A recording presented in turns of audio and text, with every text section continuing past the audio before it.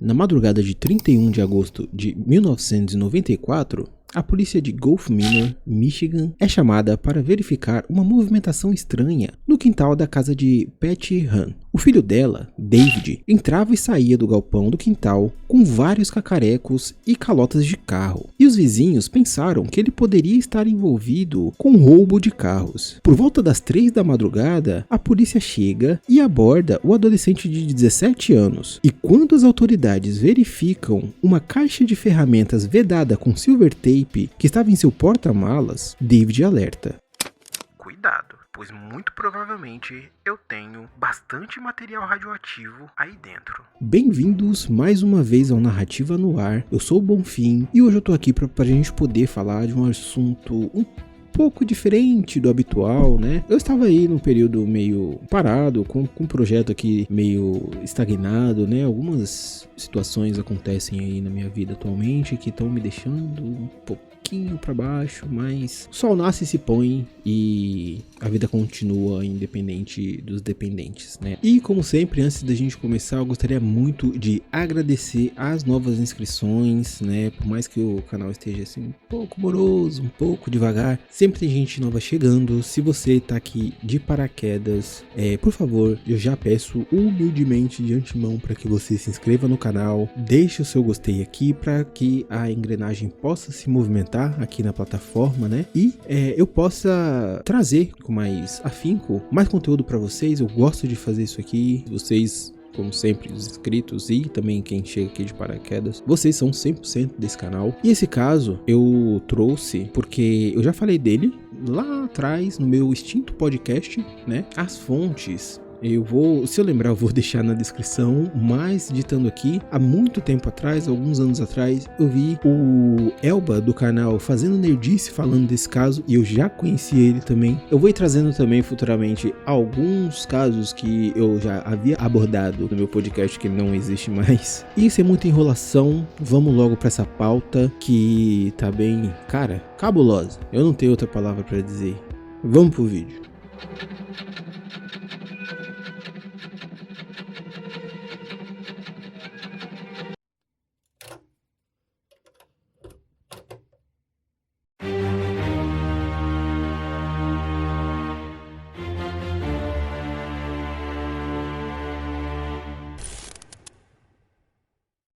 David Charles Han nasceu no dia 30 de outubro de 1976 em Royal Oak, no Michigan. O seu pai, Kenneth Han, era um engenheiro mecânico da General Motors e a mãe, Patty Han, era dona de casa. David fora descrito como uma criança comum, porém bastante emotiva. Mas conforme foi entrando na pré-adolescência, ele foi se tornando uma pessoa bem introspectiva e solitária.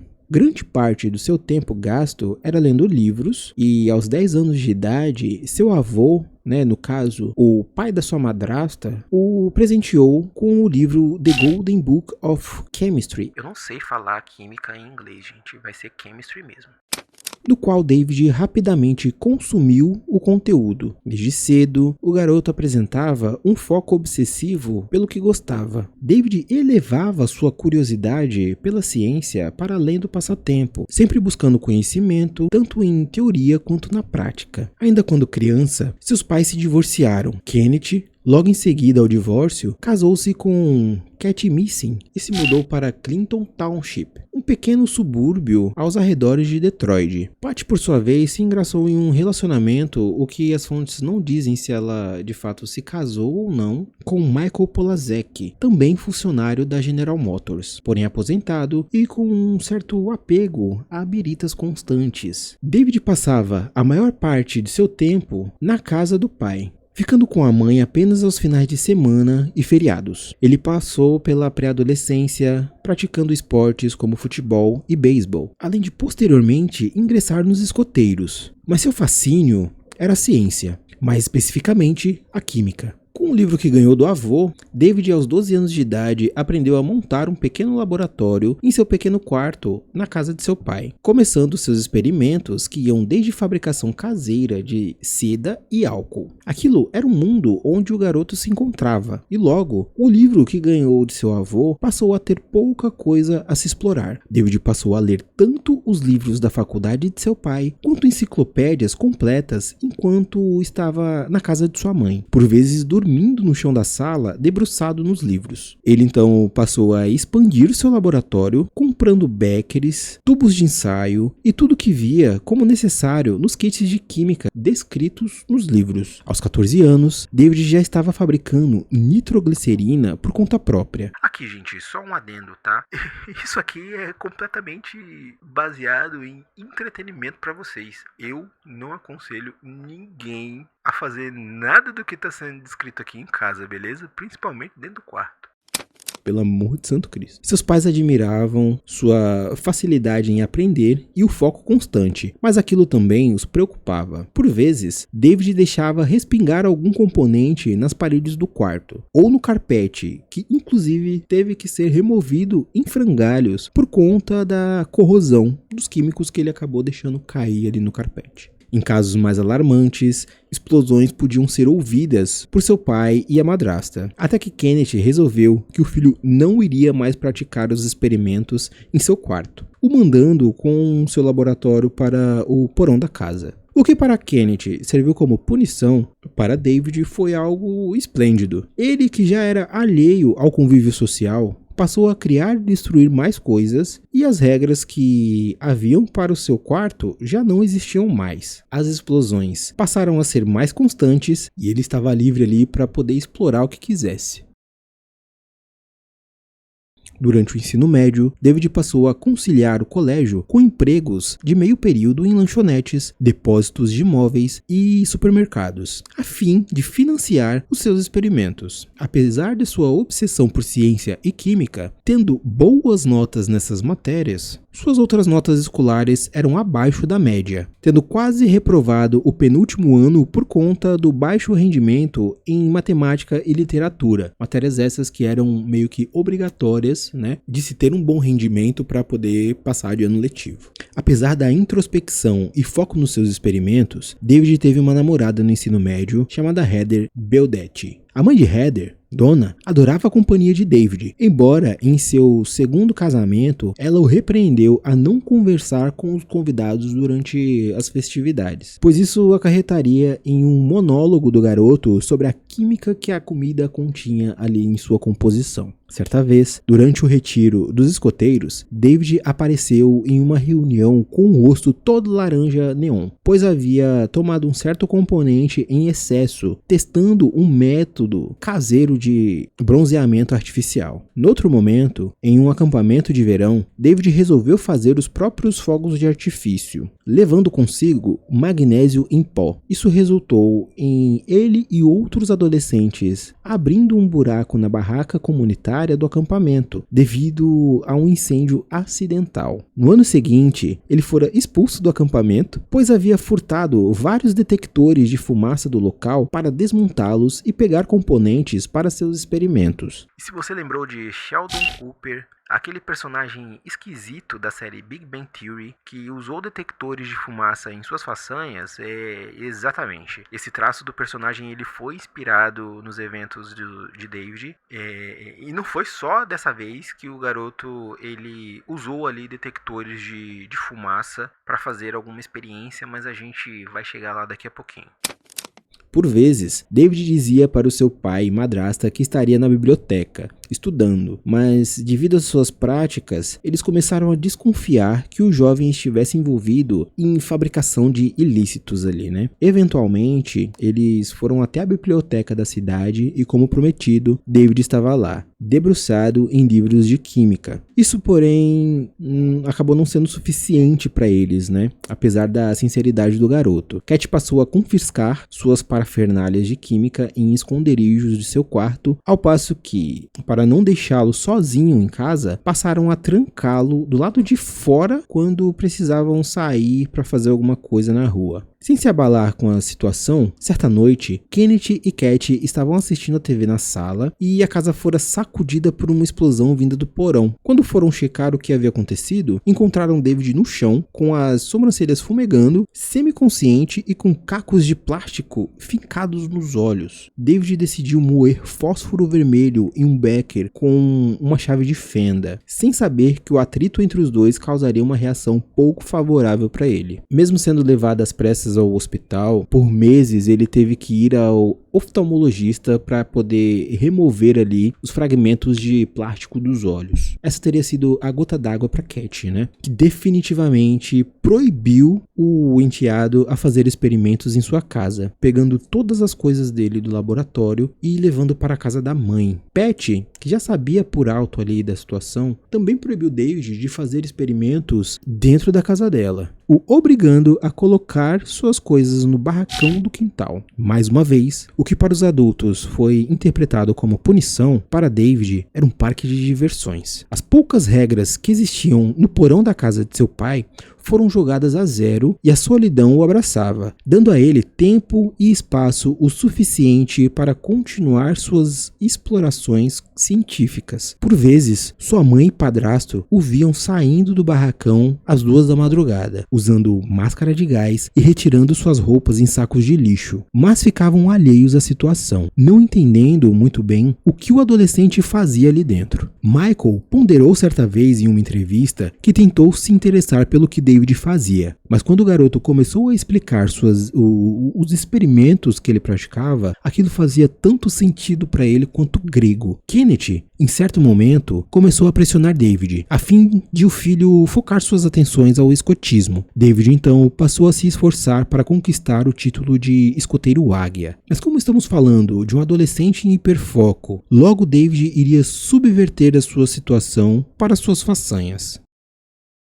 Um escoteiro, para alcançar a patente de águia, precisa conquistar 21 insígnias de mérito. Dentre as 11 obrigatórias, como de bom cidadão e primeiros socorros, o escoteiro precisa conquistar 10 insígnias extracurriculares. David, por sua vez, decidiu que uma dessas seria a insígnia de energia atômica, sendo o único até então na história de Clinton Township a conquistar esse mérito no escotismo. Ele fez panfletos, uma maquete de reator nuclear usando uma lata de suco, cabides, canudos e elásticos, apresentando o projeto para o prefeito da cidade. No dia 10 de maio de 1991, aos 15 anos de idade, ele consegue o mérito de energia nuclear, conquistando o status de escoteiro águia. Mas o que era para ser apenas uma conquista de escotismo se tornaria a próxima obsessão do garoto. Durante um jantar, Michael percebeu que seu enteado estava mais alheio do que de costume, com um olhar vago, e ao perguntar o que estava acontecendo de errado, David respondeu: "Um dia, o petróleo do mundo vai acabar." O que para o seu padrasto pareceu uma baboseira de adolescente, para David virou uma séria preocupação. Ele passou a se aprofundar nos estudos de energia nuclear, se inspirando em pioneiros do assunto, como Pierre e Marie Curie, Sir James Chadwick e Anthony Henry Becquerel. A química por si só deixou de fazer sentido para David, então ele passou a ter como objetivo a confecção de um reator nuclear. Na realidade, a denominação reator nuclear é apenas para simplificar para uma pessoa leiga assim como eu. David tinha o intuito de construir uma espécie compacta de canhão regenerador que dispara isótopos de nêutrons, utilizando o decaimento químico do próprio elemento radioativo como combustível perpétuo. Porém, ele não tinha um patrocínio financeiro, nem material necessário, tão menos apoio do governo para essa façanha. Tudo que ele tinha ao seu alcance era um galpão de jardim cheio de poeira, um carro que havia comprado com suas próprias economias, um contador Geiger que comprou por correspondência e a boa e velha lábia de um adolescente inconsequente. Por conta de sua busca pela insígnia nuclear dos escoteiros, David possuía uma lista diversa de várias instituições americanas que tratavam do assunto de alguma maneira. Logo, ele passou a escrever várias cartas ao Departamento de Energia, à Sociedade Nuclear Americana, à Comissão Reguladora Nuclear e ao Fórum de Indústria Atômica. Colhendo conhecimento como o professor Han do seu colégio do ensino médio, segundo ele próprio, David conseguiu toneladas de informações dessas e de outras instituições. Ele até mesmo conseguiu um guia em VHS para professores chamado Going Fission, que apresentava um personagem em desenho animado do Einstein, ensinando detalhadamente, de maneira didática, sobre fissão nuclear. E isso aqui me fez lembrar o Vault Boy, mascote da franquia de videogames e da série live action da Prime Video Fallout. Ainda se passando como o professor Han, David iniciou uma discussão científica por correspondência com Donald Erb, na época diretor de produção de isótopos da Comissão Reguladora Nuclear Americana, e com isso aprendeu que o berílio seria o elemento ideal para que ele pudesse produzir nêutrons. Ele também afirmou ter conseguido da comissão uma lista com fornecedores e preços para comprar alguns materiais radioativos que ele precisava. David então tinha a ideia, o conhecimento e o método. A partir daqui, ele começou suas desventuras para alcançar o seu objetivo. Pelo livreto que possuía dos escoteiros, ele aprendeu que o americio que precisava podia ser extraído de detectores de fumaça. Então ligou para diversas empresas com o intuito de comprar por atacado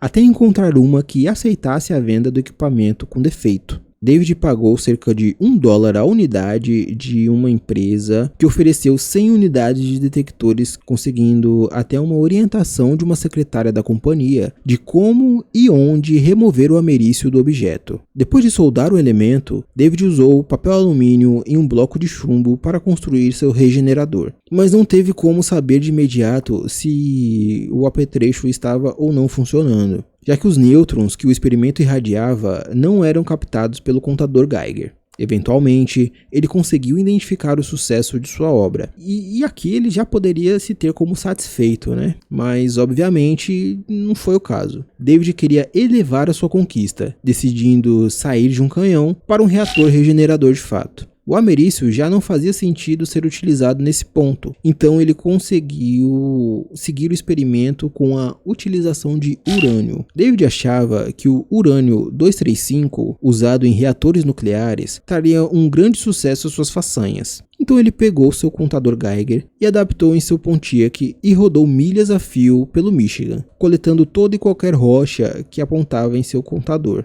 Quando viu que o esforço seria muito para aquilo, David ligou para o contato de uma empresa na Tchecoslováquia, que segundo ele fora fornecido pela Comissão Reguladora Nuclear, e comprou por telefone o urânio necessário. Sim, ele comprou na época urânio. E colocando aqui uma nota, esse evento futuramente acabou mudando ali a forma de como se comprar elementos químicos, assim, por correspondência, né? Elementos radioativos, no caso, né? Porque na época não era necessária a apresentação de um CNPJ. A pessoa ela não precisava comprovar que era de uma instituição reguladora, assim, uma instituição que trabalhava no assunto. David ele só ligou, falou que era, comprou e tá tudo certo.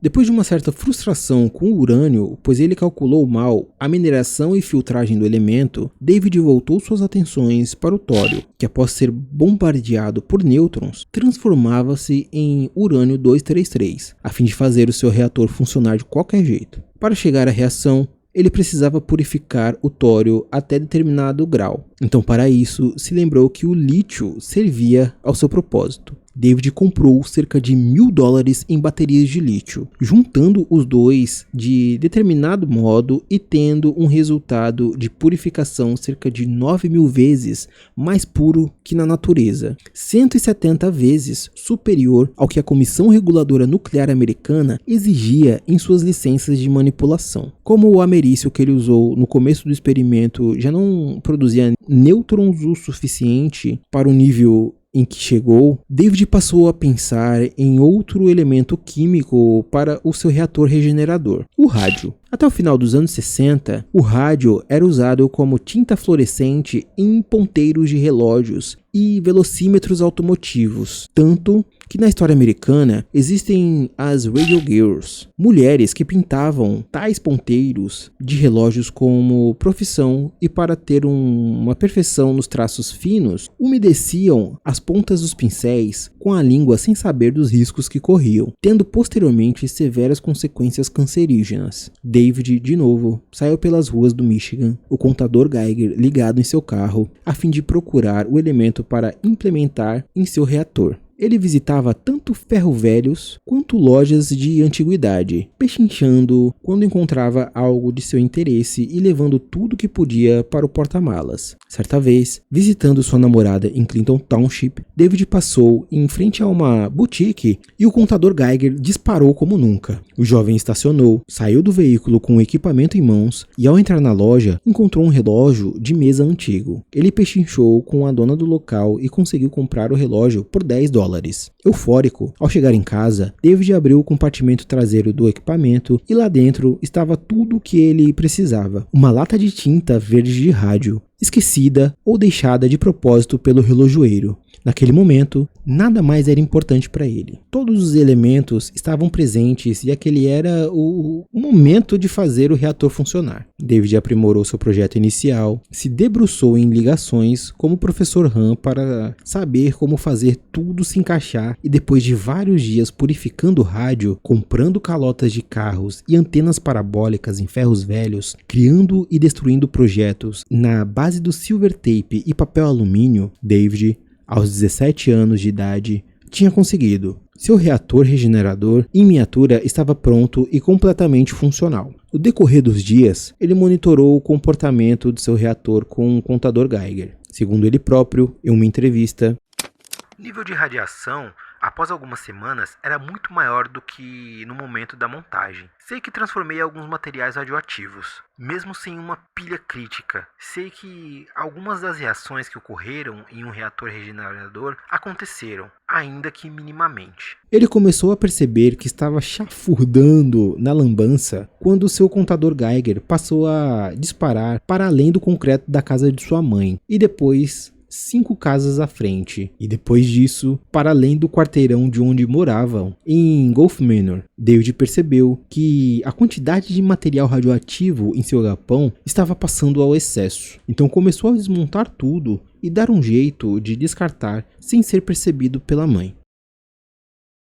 Foi então às 2h40 da madrugada de 31 de agosto de 1994 que a polícia de Clinton Township recebeu uma denúncia de que um jovem estava possivelmente roubando calotas de carro em uma atividade muito suspeita. Quando as autoridades chegaram e deram um enquadro em David, ele desconversou dizendo que estava procurando um amigo, mas ao verificarem o porta-malas, as coisas começaram a ficar um pouco estranhas. Tubos contendo um pó cinza misterioso, uma caixa de ferramentas envolta em silver tape, cilindros de metal, fogos de artifício e várias outras coisas que fizeram os policiais acreditarem que David estava confeccionando um dispositivo explosivo. A polícia ficou alarmada. David, por sua vez, disse que possuía vários elementos radioativos, o que fez com que os policiais ficassem ainda mais cautelosos com a possibilidade de um explosivo atômico. O sargento Joseph Mathers, um dos policiais que efetuaram a prisão, ordenou que o carro de David fosse rebocado para a sede da polícia, pois poderia conter o que ele descreveu como um possível artefato explosivo improvisado. O esquadrão antibombas foi acionado e, após terem a certeza de que a ameaça explosiva não existia, as autoridades estavam em uma situação tão tensa quanto poderia ser. Muito material radioativo estava concentrado ali, inclusive uma pureza de tório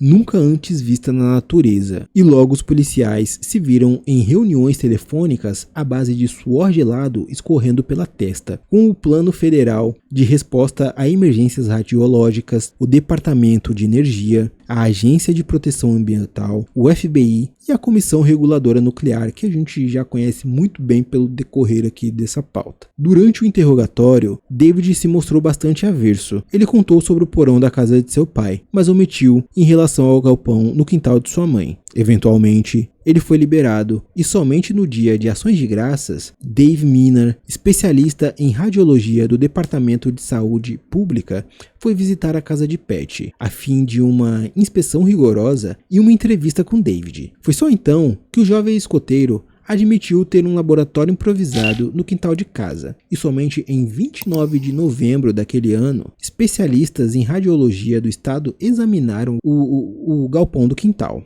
Encontraram formas de alumínio, potes de ácidos, copos de pírix, caixas de leite e outros materiais espalhados, muitos deles contaminados com o que relatórios oficiais posteriores chamariam de níveis excessivos de material radioativo, especialmente americium 241 e tório 232. Em uma lata de legumes, houve o registro de 50 mil contagens por minuto, cerca de 1000 vezes mais do que os níveis normais de radiação. Infelizmente, devido a um alerta de Cat e Kenneth, a mãe de David havia jogado fora grande parte das coisas que haviam no galpão de maneira irregular, muito tempo antes da inspeção de Miner e de seus oficiais. Então, não se sabe ao certo o quão radioativo se tornou aquele cubículo laboratorial improvisado de David. O mesmo disse em uma entrevista.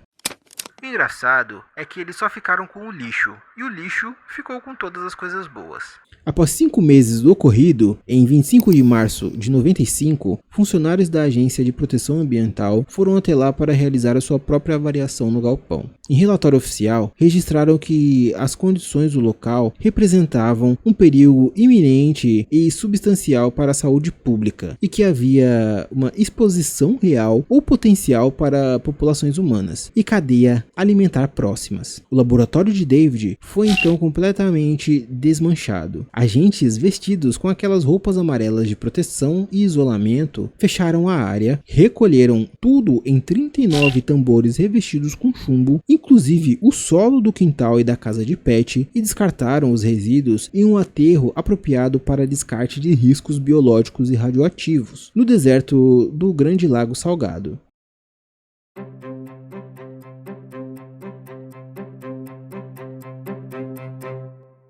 Infelizmente, em março de 96, Patty Han ceifa a própria vida. Não podemos aqui subjugar a culpa em David, pois Patty já havia passado antes por situações de grande tristeza e recorrentemente disfarçava isso acompanhando o companheiro nas biritas constantes. Mas o pânico e o isolamento social após os ocorridos a deixaram devastada. David então passa a morar com o pai e a madrasta, se fechando ainda mais dentro de si. Seu pai e madrasta o fizeram cursar metalurgia, mas ele ficava faltando muito nas aulas e passava grande parte do seu dia na cama ou dirigindo em círculos ao redor do quarteirão. Kenneth e Cat lhe deram um ultimato: ele deveria se alistar nas forças armadas ou sair de casa. David finalmente cedeu. Após concluir o treinamento básico, ele foi designado para o porta-aviões nuclear USS Enterprise. Como um simples marinheiro, seus deveres se resumiam em esfregar o convés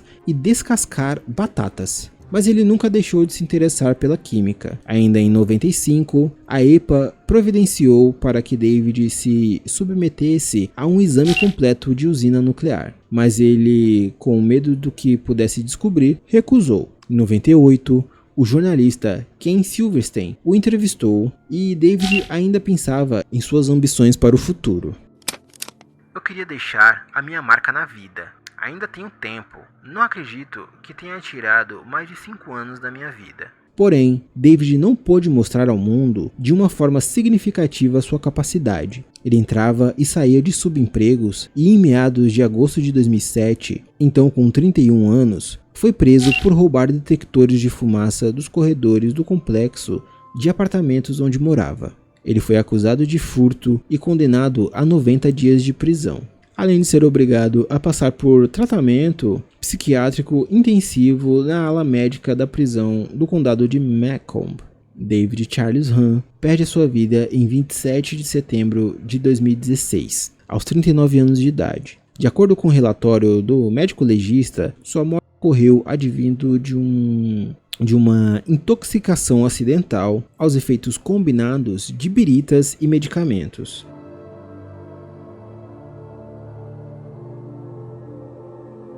Na série de TV The Big Bang Theory, existem comparações frequentes entre David Hahn e o personagem Sheldon Cooper. No episódio The Luminous Fish Effect, é mencionado que Sheldon tentou construir um reator nuclear num barracão para fornecer eletricidade gratuita para sua cidade, mas foi impedido por um agente do governo, uma clara alusão a David Hahn. David também é citado na cultura punk rock, como na música The Radioactive Boy Scout, da banda The Radioactive Chicken Hands. E um documentário fora feito nos anos 2000 pela Discovery Channel. David Hahn foi o arquétipo do gênio sem supervisão, obstinado e obcecado pelo conhecimento. E acredito eu que, caso ele tivesse a devida orientação, teríamos aqui não um próximo Einstein, mas um cientista único, explorando os horizontes do saber à sua própria maneira.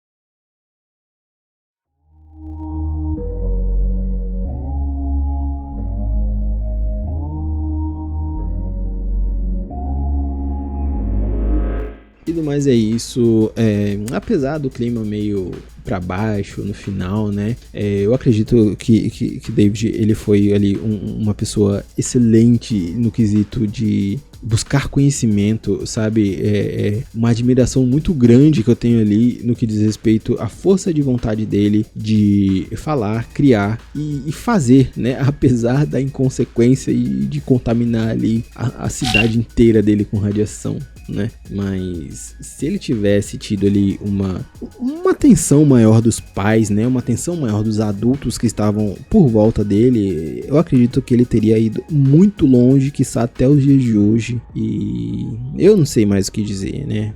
Minha nota é somente essa. E eu espero que vocês comentem aqui embaixo, né, o que vocês acham desse caso, o que vocês acham desse adolescente, velho, desse cara. Pô, o espaço aqui embaixo dos comentários é totalmente de vocês, pra gente poder discutir, debater de maneira saudável, né? Vocês trazerem aqui pra mim também novas pautas. Eu estou ficando sem assunto, gente, pelo amor de Deus, me deem aí inspirações, né, para eu poder fazer as pesquisas aqui e trazer mais conteúdo para vocês. Verifiquem aí, por gentileza, a inscrição, deixem o gostei, deixem o não gostei se vocês não gostaram desse vídeo. E eu espero que todos vocês fiquem nas bênçãos de Jah e tchau.